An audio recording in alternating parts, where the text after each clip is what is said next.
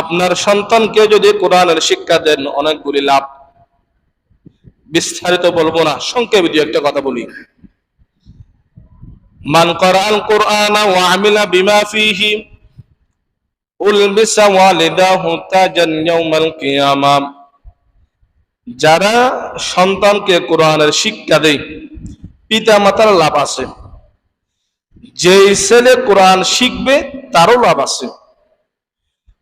3 নম্বর, কোরআনের হাফেজের পরিবার যারা সদস্য তাদেরও লাভ আছে।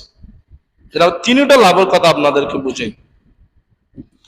হযরত মুআজ আল জুহানী রাদিয়াল্লাহু তাআলা আনহু তিনি বর্ণনা করতেছেন রাসূলের হাদিস, সন্তানকে কোরআনের শিক্ষা দিলে, কোরআনের হাফেজ বানাইলে অথবা নিয়মিত কোরআন তিলাওয়াত করেই আমল করলে কি লাভ আমাদের।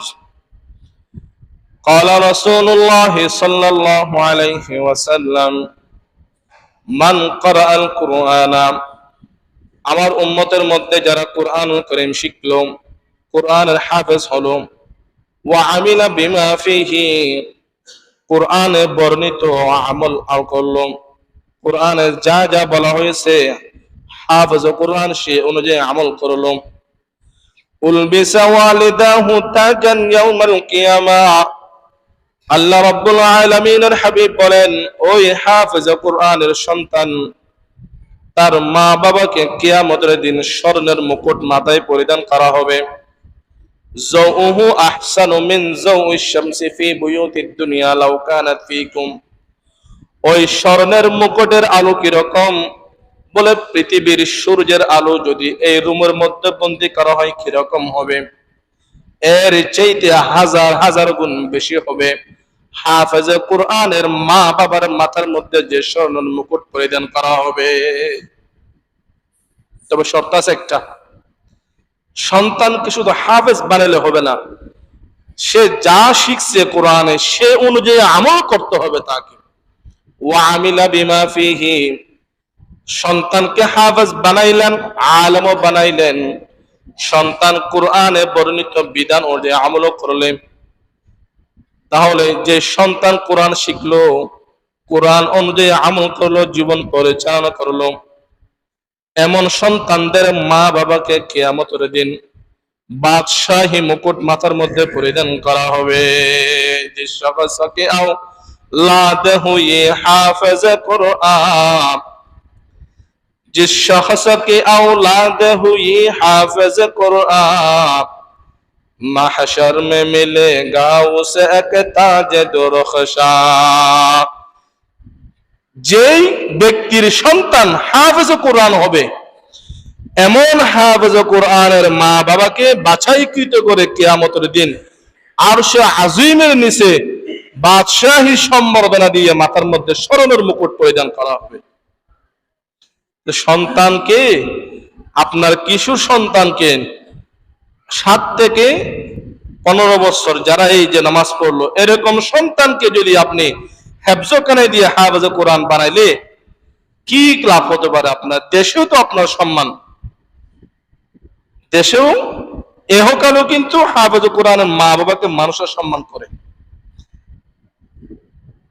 আমার আব্বা ছিল একজন কৃষক আলেম ছিলেন না আমার আব্বা।